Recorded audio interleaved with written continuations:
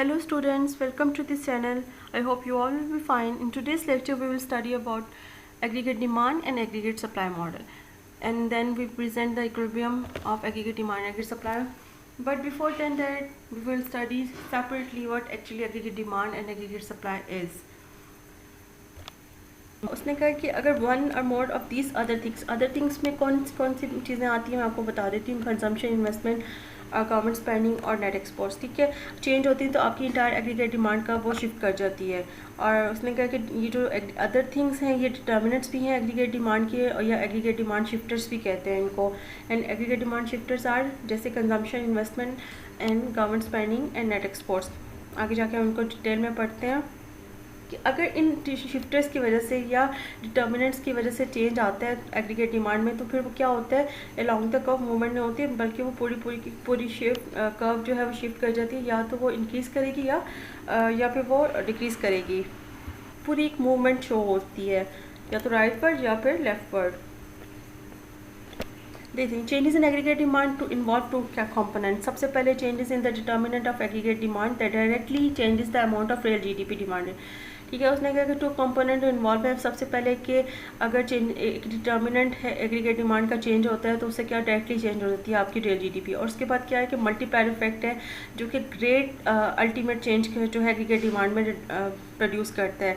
ठीक है, then the initial changes in spending. अगर आपको मल्टीप्लायर इफेक्ट याद हो तो क्या किया था हम लोगों ने, यही किया था change in real GDP divide by initial change in spending. तो हम लोगों ने वो क्या होता था कि थोड़ी सी स्पेंडिंग की वजह से, तो इन्वेस्टमेंट स्पेंडिंग की वजह से आपका क्या होता था कि मल्टीपल चेंज आता था रियल जीडीपी. तो उसने यही बात की है कि multiplier effect that produces a greater ultimate change in aggregate demand than the initiating change in spending. देखिए जी, एग्रीगेट डिमांड कब है, साथ में इसके डिटर्मिनेंट्स गिवन है. अगर aggregate demand increase aggregate demand हो जाए, ठीक है, यानी आपकी कंजम्पशन हो जाए इंक्रीज़, इन्वेस्टमेंट आपकी इंक्रीज़ हो जाए, तो फिर क्या होता है. और उसने कहा कि ये सिर्फ एक डिटर्मिनेंट की वजह से भी चेंज हो सकता है. मींस कि अगर कंजम्पशन इंक्रीज़ हो रही है उसकी वजह से भी आपकी एग्रीगेट डिमांड का शिफ्ट हो सकती है, या अगर इन्वेस्टमेंट हो रही है, या फिर आपका गवर्नमेंट स्पेंडिंग्स या नेट एक्सपोर्ट्स, कोई भी फैक्टर अगर इंक्रीज़ हो रहा है जिसकी वजह से आपकी रियल जीडीपी पे पॉजिटिव इफेक्ट आ रहा है, तो आपकी रियल जीडीपी इंक्रीज़ करती है. और जब इंक्रीज़ करती है तो वो राइटवर्ड शिफ्ट करती है. ये अगर आपको कर्व शो हो रही होगी तो ये आपको पता चल जाएगा कि क्या रिप्रेजेंट कर रहा है. ये आपको लेफ्टवर्ड राइटवर्ड जो है शिफ्टिंग रिप्रेजेंट कर रही है एग्रीगेट डिमांड की. बेसिक एग्रीगेट डिमांड ये है.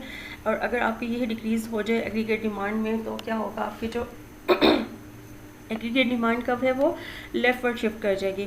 बल्कि जो डॉटेड लाइंस हैं ये मल्टीप्लायर इफेक्ट को चेंज करिए. हमने ये बात की थी ना कि अगर स्मॉल इनिशियल चेंज की वजह से और जो लार्ज चेंज आता है आउटपुट पे, हमने ये बात किया था ना कि मल्टीप्लायर क्या रिप्रेजेंट करता है. these are the determinants of aggregate demand. We call it as aggregate demand shifters. ठीक है, वो कौन कौन से हैं, जिस कंज्यूमर स्पेंडिंग है, और मेजर आपका कंज्यूमर स्पेंडिंग है, इन्वेस्टमेंट स्पेंडिंग है, and in government spending and net export spending. और जब हम बात करते हैं कंज्यूमर स्पेंडिंग की तो उसमें बहुत 4 फैक्टर्स आ जाते हैं. सबसे पहले consumer wealth, consumer expectations, house hold borrowing and taxes. क्योंकि ये चारों चीज़ों की वजह से आपकी कंज्यूमर जो स्पेंडिंग है वो अफेक्ट होती है. तो चलें अब इसको इंडिविजुअली हम लोग डिस्कस करते हैं कि इस क्या होते हैं.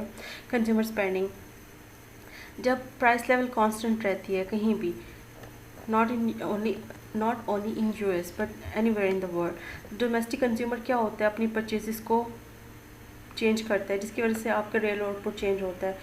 अगर कोई कंज्यूमर डिसाइड करते हैं कि उसने स्पेंडिंग लेवल इंक्रीज़ करनी है, ठीक है, किसी भी प्राइस लेवल पे, तो क्या होगा, आपकी जो एग्रीगेट डिमांड का है वो राइटवर्ड शिफ्ट कर जाएगी. और अगर आपका कंज्यूमर मोर परचेज नहीं करता, आउटपुट परचेज नहीं करता, तो फिर क्या करना होगा, उसकी वजह से आपकी एग्रीगेट डिमांड जो है क्या होगी, राइटवर्ड की बजाय लेफ्टवर्ड शिफ्ट करेगी. उसने कहा कि सेवरल डिफरेंट फैक्टर्स हैं जिसकी वजह से प्राइस लेवल चेंज होता है, और उसकी वजह से आपकी कंज्यूमर स्पेंडिंग भी चेंज हो सकती है, एंड अल्टीमेटली एग्रीगेट डिमांड का चेंजेस. सो और फैक्टर्स कौन से हैं जो कंज्यूमर स्पेंडिंग को अफेक्ट करते हैं. नंबर 1 पे हमारे पास आता है कंज्यूमर वेल्थ. कंज्यूमर वेल्थ आपको पता है वेल्थ क्या होती है, टोटल डॉलर वैल्यू या total value of all assets on by consumer minus dollar value of all their liabilities. और एसेट्स में क्या क्या इंक्लूड होता है, हमारे स्टॉक्स, बॉन्ड और रियल स्टेट होती है। लाइबिलिटीज़ क्या होती हैं, जो कार लोन और क्रेडिट कार्ड बैलेंसेस वगैरह। जब आपकी वेल्थ इंक्रीज़ होती है तो ये हम लोगों ने वेल्थ इफेक्ट जो था रिलेशनशिप में पढ़ा था, कंजम्पशन रिलेशनशिप, कंजम्पशन फंक्शन में बेसिक मैक्रो इकोनॉमिक रिलेशनशिप में डिटेल से, और उसमें भी हमने बात की थी कि जब आपके पास वेल्थ ज़्यादा होती है, मतलब आपकी एक्यूमुलेटिंग वेल्थ कैसे बनती है, आपकी जब अपनी सेविंग्स को एक्यूमुलेट करते हो तो आपकी वेल्थ वो होती है। जब आपकी वेल्थ इंक्रीज़ होती है तो फिर क्या करते हो, शो ऑफ तो करना है ना, कि बताने के लिए कि भाई हमारे पास दौलत है, हम नए नए अमीर हुए हैं, तो फिर आप फिर महंगी महंगी ब्रांड्स के कपड़े लेना शुरू कर देते हो, ठीक है। और फिर अपनी कंज्यूमर स्पेंडिंग इंक्रीज़ करते हो, ठीक है, लोगों को शो ऑफ करने के लिए, यार हम उन्हें बताएं हमने तो सैमसंग का ये लिया है मॉडल, या हमारे पास ये गाड़ी है। और या फिर गर्ल्स इस तरह से करेंगी कि डायमंड की अगर उनके पास वो पहले जैसे छोटे छोटे नेकलेसेस पहनती थी, वो फिर क्या करती हैं कि बड़े बड़े सेट्स बाय कर लेंगी, तो बताएंगी कि हमारे पास है। तो शो ऑफ वेल्थ क्या होती है, जब आपके पास दौलत होती है तो आपकी कंज्यूमर स्पेंडिंग भी इंक्रीज़ होती है, और इस वेल्थ इफेक्ट की वजह से आपकी जो एग्रीगेट डिमांड कर्व है वो राइट साइड पे शिफ्ट कर जाती है। और इसी तरह से अगर आपके पास पैसे ही नहीं होगा, दौलत ही नहीं होगी, तो क्या होगा, कुछ भी नहीं खरीदोगे, सिर्फ ख्वाब देखोगे, और ख्वाब देखोगे तो क्या होगा कि आप वो सिर्फ ख्वाब ही रहेंगे, और आपकी जो आगे डिमांड कब है वो शिफ्ट कर जाएगी लेफ़्ट साइड पे, क्योंकि आप परचेजिंग पर रियल में तो परचेज ही नहीं करोगे ना, जब पैसे नहीं होंगे तो आप परचेजिंग ही नहीं करोगे, तो फिर आपकी डिमांड कब जो है वो लेफ्ट पर शिफ्ट हो जाएगी। और जो इसका जो सेकंड फैक्टर है उसको डिस्कस कर लेते हैं जल्दी से, वो बोरिंग है। समटाइम्स मैंने, अगर आपको याद हो तो मैंने आपको कहा था कि कुछ आपके अखराजात ऐसे होते हैं जो आपको करने पड़ जाते हैं, तो अगर आपकी लेट्स सपोज, या आई थिंक वो डिटेल में मैंने पीछे अगर आप सुनना चाहें बेसिक मैक्रो इकोनॉमिक रिलेशनशिप में कंजम्पशन फंक्शन को किस तरह से डिफाइन किया था, तो आप सुन लीजिएगा, आपको ज़्यादा अच्छी बेटर अंडरस्टैंडिंग हो जाएगी। तो हाउस होल्ड बोरिंग में ये बात करते हैं कि कंज्यूमर जो है इंक्रीज अपनी कर सकते हैं कंजम्पशन बोरिंग करने से। Let's suppose you are student and आपकी पॉकेट मनी अगर ख़त्म हो गई है 15 डेज़ में ही, और आपकी मतलब किसी फ्रेंड की, ठीक है, किसी कज़न की बर्थडे आ गई है, तो फिर आप बारो करते हो, या तो अपने बहन भाइयों से बारो करते हो, ठीक है, या पेरेंट्स को कहते हैं कि आप उन्हें दें। पेरेंट्स फिर अगर जो स्ट्रिक्ट पेरेंट्स होते हैं वो अच्छा करते हैं कि वो नहीं देते, वो कहते हैं कि बच्चों आप लोग अपनी पॉकेट मनी इसमें से पूरा करो, फिर आप क्या करते हो, बहन भाइयों से, फ्रेंड से बारो करते हो। तो जो बोरिंग होती है वो क्या होती है, एट दैट टाइम तो आपकी कंजम्पशन लेवल इंक्रीज़ हो जाती है, और उसकी वजह से आपकी जब कंजम्पशन इंक्रीज़ होती है तो आपकी एग्रीगेट डिमांड कर्व जो है राइट साइड पे शिफ्ट कर जाती है। अगर आपकी बोरिंग डिक्रीज़ हो जाएगी, मींस कि अच्छा बोरिंग, हमने अगर आपको कंजम्पशन फंक्शन में पढ़ा और रिलेशनशिप में, तो हमने कहा था कि जब बारो हम लोग कर लेते हैं, लेकिन नेक्स्ट मंथ में जब हम उसको रिटर्न करने का सोचते हैं या रिटर्न करना होता है, तो हमारी बोरिंग की वजह से कंजम्पशन स्पेंडिंग डिक्रीज़ होती है। रिमेंबर दैट थिंग कि हमने बात की थी, अगर इस महीने हम कर्ज लेते तो अगले महीने अगर जब हमने रिटर्न करना है तो फिर क्या करेंगे हम लोग अपने जो कंजम्पशन है उसको सोच के करेंगे ना, जो भी चीज़ें खरीदेंगे तो उसको सोच के करेंगे। महीने का बजट हम इस तरह बनाएंगे कि हम लोगों ने यार उसको रिटर्न करना है अपने अकाउंट का, तो फिर क्या होगा, आपकी फ्यूचर स्पेंडिंग जो है वो कम हो जाती है, यानी ठीक है, तो उसकी वजह से आपकी क्या होगी, एग्रीगेट डिमांड का लेफ्ट साइड पे शिफ्ट करती है। एग्रीगेट डिमांड का will also shift to the left consumer in case saving to pay off that. जो मैंने अभी आपको बात की, अगर आपने लोन लिया उसको रिटर्न करना है तो फिर क्या होगा, आपकी जो कंजम्पशन है वो भी डिक्रीज़ हो जाएगी, जिसकी वजह से आपकी एग्रीगेट डिमांड का लेफ़्ट साइड पे शिफ्ट हो जाती है। अब हम बात करते हैं कंज्यूमर एक्सपेक्टेशंस की। एक्सपेक्टेशंस हैं जो ये भी कंज्यूमर स्पेंडिंग को अफेक्ट कर सकती हैं। वो कैसे देखते हैं हम इनको, अगर पीपल एक्सपेक्ट करते हैं कि जो उनकी फ्यूचर में रियल इनकम इंक्रीज़ कर जाएगी, तो क्या करेंगे, वो करंट इनकम को वो जो है वो अपनी इनकम में से खर्च करना ज़्यादा स्टार्ट करेंगे, क्योंकि उनको पता होगा ना कि उनकी इनकम तो बढ़ जानी है फ्यूचर में, तो वो फिर क्या होगी, कंजम्पशन जो है वो इंक्रीज़ हो जाएगी, डिक्रीज़ कर उनकी सेविंग्स जो है, जब कंजम्पशन इंक्रीज़ होती है तो सेविंग क्या होती है, डिक्रीज़ हो जाती हैं, तो एग्रीगेट डिमांड कर्व क्या होगा, वो राइटवर्ड शिफ्ट कर जाएगा। और इसी तरह से अगर लोगों को हो जाए कि हमारी फ्यूचर में रियल इनकम इंक्रीज़ नहीं करेगी, जैसे आजकल लोगों को कोविड-19 की वजह से जो इकोनॉमी के हालात चल रहे हैं, लोगों को पता है कि उनकी इनकम आगे जाके शायद उतनी शायद इंक्रीज़ ना हो, कांस्टेंट रहे, तो वो क्या कर रहे हैं, वो अपने अखराजात को कंट्रोल करेंगे। तो उससे क्या होगा, सेविंग करना शुरू कर, जब अखराजात कंट्रोल होंगे तो सेविंग बढ़ जाएगी। तो इसका मतलब है कि आपकी जो कंजम्पशन कर्व है वो लेफ्टवर्ड शिफ्ट कर जाएगी। उसने कहा कि ये जो अगर हम एक्सपेक्ट समटाइम करते हैं कि फ्यूचर में इन्फ्लेशन ज़्यादा हो जाएगी, यानी चीज़ें महंगी ज़्यादा हो जाएंगी, तो फिर उसकी वजह से आज जो हमारी एग्रीगेट डिमांड है कंज्यूमर की, वो भी जो है वो चेंज हो जाएगी। कैसे इसको हम डिफ़ाइन करते हैं, इस तरह से इसको इन द सेंस कर सकते हैं कि लेट्स सपोज कि कोई अगर आपको कहे कि कोई सी भी कोई बेसिक नेसेसिटी उठा लें आप, आटा का ले लेते हैं, होल व्हीट की एग्ज़ाम्पल ले लेते हैं, होल व्हीट फ्लावर की एग्ज़ाम्पल ले लेते हैं। तो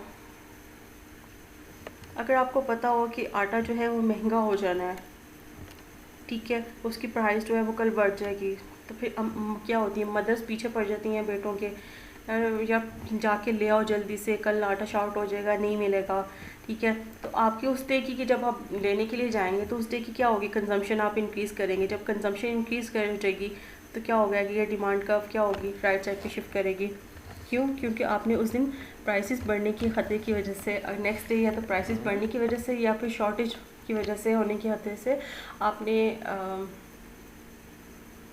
अपने आप को सेव किया और कंजम्पशन ज़्यादा की, और अपनी वो जो भी चीज़ बाय करना चाह रहे थे वो कर ली। सो एग्रीगेट डिमांड इस तरह से जो है, ये consumer expectation aggregate demand curve को इफ़ेक्ट करती हैं। पर्सनल टैक्सेस की बात करते हैं कि टैक्सेस का क्या रोल होता है कंजम्पशन पे।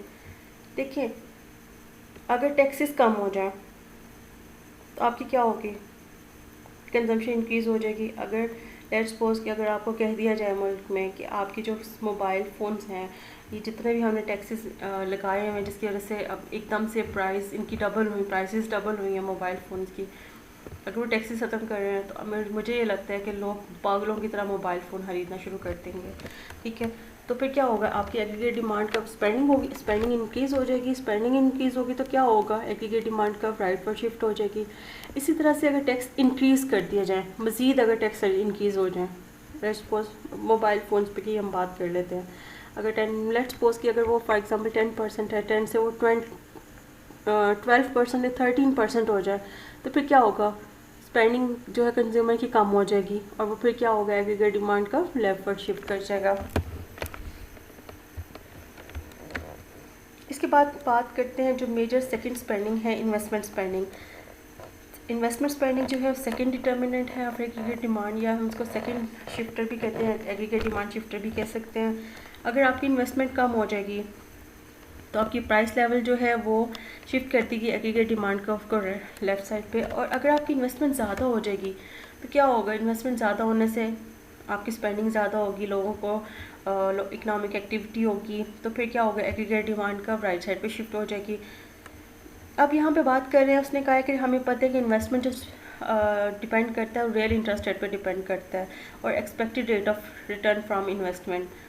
एक्सपेक्टेड रेट ऑफ रिटर्न क्या होता है, प्रॉफिट होता है ना, जो कि कोई भी इन्वेस्टर जो है वो जब कोई इन्वेस्टमेंट करता है तो दो चीज़ों को पे वो डिपेंड करता है। सबसे पहले इंटरेस्ट रेट, अगर आपका इंटरेस्ट रेट ज़्यादा है तो इन्वेस्टमेंट नहीं होगी, इन्वेस्टर नहीं इन्वेस्ट करेगा, ठीक है। और फिर क्या होगा, अगर क्योंकि उसे पता होगा कि उसको जो expected rate of return from this investment will be reduce, उसको प्रॉफिट ज़्यादा नहीं होगा, ठीक है, क्योंकि और फिर उसको लॉन ज़्यादा बढ़ जाएगा और ज़्यादा उसको पेमेंट करनी पड़ेगी अगेंस्ट दिस इन्वेस्टमेंट। और यही अगर रेट ऑफ इंटरेस्ट जो है लो हो तो आपकी इन्वेस्टमेंट ज़्यादा हो जाती है, एंड जो एक्सपेक्टेड रेट ऑफ रिटर्न आपको पता होता है कि हमें ज़्यादा होगा, क्योंकि आपकी ये स्पेंडिंग में आ जाएगा ना कि आपके अखराजात थोड़े से बारोइंग जो आपने रिटर्न करना है वो कम हो जाएगा, और आप ज़्यादा आउटपुट प्रोड्यूस करके इकोनॉमी में वो सर्कुलेट करोगे।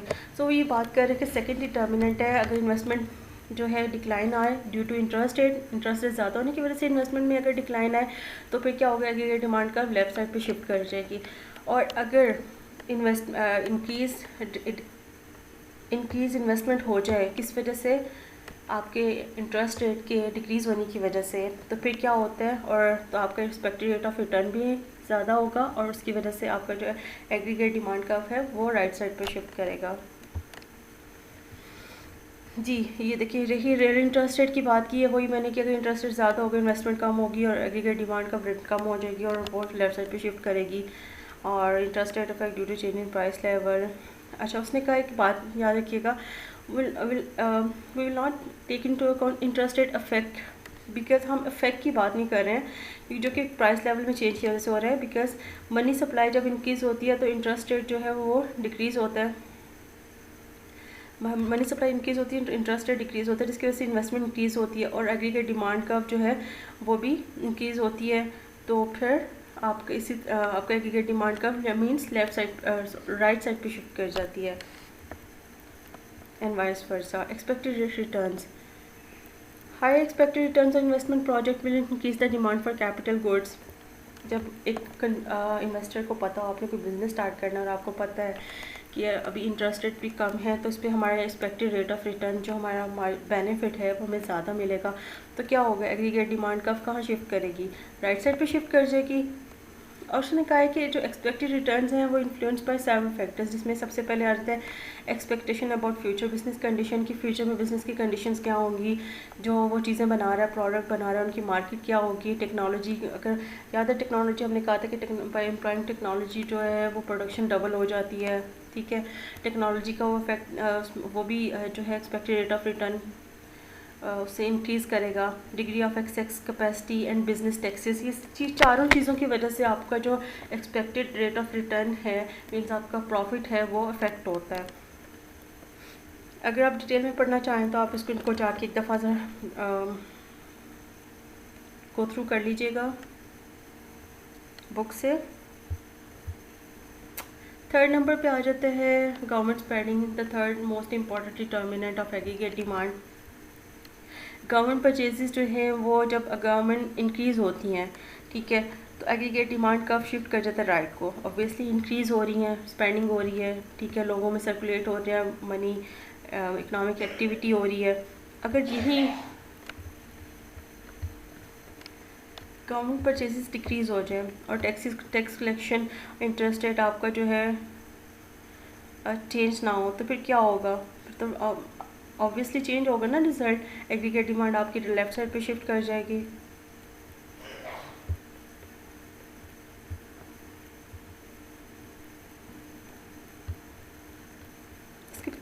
उसके बाद आ जाता है फोर्थ जो इम्पोर्टेंट एग्रीगेट डिमांड शिफ्टर है, that is net export spending, और ये फाइनल डिटर्मिनेंट है एग्रीगेट डिमांड का।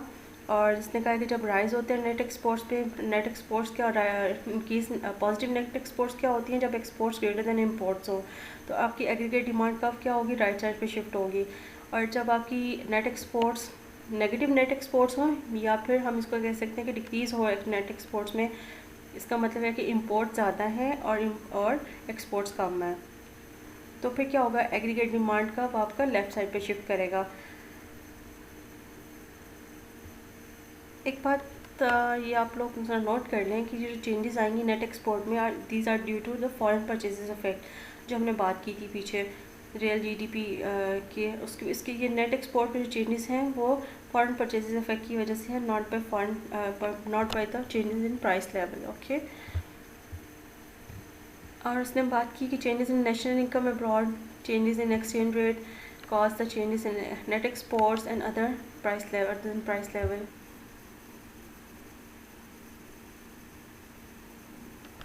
जी, अगर आपकी नेशनल इनकम चेंज होगी, अगर एक्सचेंज रेट करेंसी का चेंज हो जाएगा, मींस कि अगर हम लोगों की करेंसी डेप्रिशिएट हो जाती है, कहते हैं ना डेप्रिसिएशन ऑफ करेंसी, यानी रुपये की कीमत जो है वो कम हो जाती है, हमारी करेंसी की कीमत कम हो जाती है एज़ कम्पेयर टू डॉलर, तो क्या होगा, हमारा जो है वो रुपये उसकी वैल्यू कम हो गई मनी की, तो उससे क्या होगा कि हमारी इवन जो एक्सपोर्ट्स हैं उसकी प्राइसेस कम हो जाएंगी, रिजर्व्स हमारे फॉरेन वो कम उसमें होगा, और जो हमारी इंपोर्ट्स के बिल हैं वो बढ़ जाएंगे। इसी तरह से अगर हमारी करेंसी स्ट्रांग होती है तो क्या होगा, हमारे जो बिल्स हैं जो हमने बाहर पे करने हैं, इंपोर्ट बिल्स हैं या जो हमारे लोन्स को हमने पेमेंट्स जितनी भी आती हैं वो क्या होंगी, वो कम हो जाएंगे और हमारे रिजर्व्स जो बेटर कंडीशन में होंगे। तो उसने कहा कि changes in national income abroad and changes in exchange rate causes the change in net exports. ठीक है, नेट एक्सपोर्ट्स में चेंज जो आपकी करेंसी की वजह से, एक्सचेंज रेट की वजह से चेंजेस आती हैं वो डिफरेंट है other than the price level. अच्छा, इसके बाद हमारे पास ये इंपॉर्टेंट पॉइंट्स हैं लेक्चर के कि उसने कहा, इसमें बताया क्विक रिव्यू में कि एग्रीगेट डिमांड का जो है वो रिप्रेजेंट करता है inverse relation between price level and real GDP, और changes in price level create जो है वो किस वजह से होता है, नेगेटिवली स्लोप क्यों है, क्योंकि तीन इफेक्ट की वजह से। नंबर 1 पे real balance effect, interest rate effect and purchases fund purchases effect. ठीक है, और फिर जो अदर जो इसका इम्पॉर्टेंट पॉइंट था कि उसने कहा था कि अगर किसी एक भी डिटर्मिनेंट में, जो एग्रीगेट डिमांड के डिटर्मिनेंट में, उन किसी एक में या ज़्यादा में चेंज आ जाए तो उसकी वजह से आपकी क्या होती है, जो एग्रीगेट डिमांड का वो शिफ्ट कर जाती है। ठीक है, और जो मल्टीप्लायर इफेक्ट के थ्रू वो क्या होता है कि वो लार्जर शिफ्ट शो करते हैं और उसकी वजह से आपकी जो एग्रीगेट डिमांड है वो शिफ्ट करती है, हमें शिफ्ट उससे पता चलता है। और increase in aggregate demand is shown in rightward shift. अगर इंक्रीज हो जाए एग्रीगेट डिमांड तो वो राइटवर्ड शिफ्ट को रिप्रेजेंट करती है, अगर डिक्रीज हो जाए एग्रीगेट डिमांड तो वो लेफ्टवर्ड शिफ्ट को रिप्रेजेंट करती है। आज का जो लेक्चर था वो हमारा बेकॉन और ब्रू और फ्लिंट से था, और इसके अलावा you can take help from John B Taylor, इस chapter number 14 aggregate demand and inflation. और अगर आपको कोई पॉइंट समझ नहीं आया या रह क्या है तो काइंडली आप उसको नोट डाउन कर लें, हम लोग जूम क्लास में इसको डिस्कस कर लेंगे। Thank you so much class, okay take care, अल्लाह हाफिज़।